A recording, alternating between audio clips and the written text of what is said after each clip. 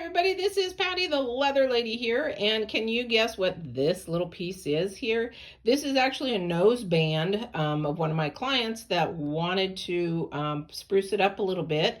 These nosebands are extremely hard on the back. A lot of times they're made with just the leather on the back, no padding, no anything, so that can be really, really hard on those two bones right in the center here of the horse's nose. So this client has asked me to go and do this. Woo, here we go. We've got sheepskin, and this is 1-inch merino medical grade sheepskin. This horse is going to be in love with wearing this now because it's super, super thick.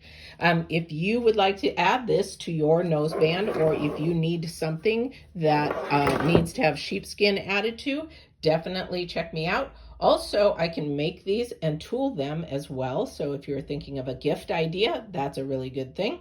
Or if you're just looking for products, sheepskin products, I do carry ingle pads and all kinds of things on my website. Go to theleatherladyllc.com. And don't forget to check out my YouTube channel, The Leather Lady LLC, and check on all the videos for education of your saddles and tack and leather and to-dos, how-tos.